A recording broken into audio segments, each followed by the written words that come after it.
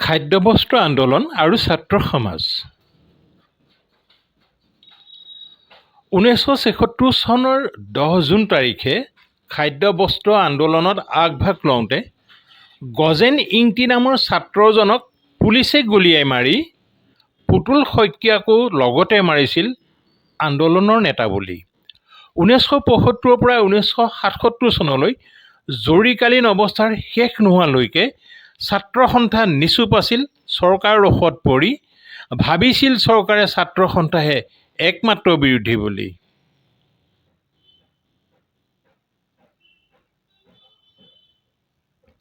নেতৃত্বৰ বিশ্বাসঘাতকতাৰ বাবে 21 দফীয়া আন্দোলনে নোৱাৰিলে চৰকাৰৰ গা লৰাব, অকালতে মৰহি গ'ল। ছাত্ৰ সন্থাও সেই সময়ত মৌন হৈয়ে ৰ'ল।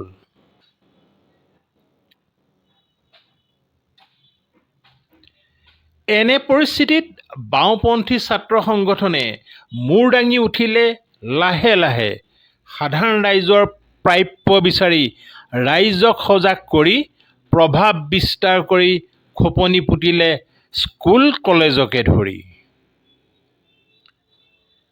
গুৱাহাটী বিশ্ববিদ্যালয়ৰ দৰে শিক্ষানুষ্ঠানত লগতে গুৱাহাটী চিকিৎসা মহাবিদ্যালয়ৰ নিৰ্বাচনৰ গুৰুত্বপূৰ্ণ পদত প্ৰাৰ্থী নিক্ষেপ কৰি SFI প্ৰাৰ্থী হৈছিল নিৰ্বাচিত সকলোকে অবাক কৰি। অসমৰ শিক্ষানুষ্ঠানৰ নিৰ্বাচনত 13খন আসনত SFI জয়লাভত শংকিত হৈছিল এচাম লোক অস্তিত্বৰ সংকটত ভুগি। কিছুমান লোকে উচতাই দিলে পুলিতে উঘালো বুলি। আন্দোলনৰ নীতিক সমৰ্থন নকৰি কমিউনিষ্ট সমৰ্থকসকল থাকিল আঁতৰি। দুটা শিবিৰত বিভক্ত হৈছিল সমৰ্থনক কেন্দ্ৰ কৰি। সেই সংঘাত গৈছিল বাঢ়ি সমগ্ৰ ৰাজ্যতে ধৰি।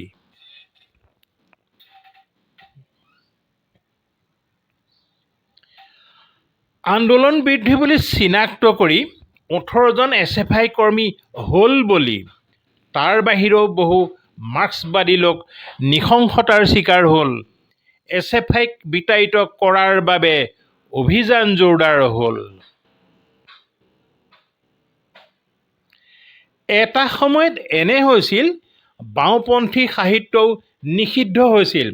সাম্প্ৰদায়িকতা আৰু বৰ্ণবাদে যোগাইছিল সাৰ পানী। হিন্দু মুছলমান উভয় পক্ষ থকা নাছিল এনেই বহি।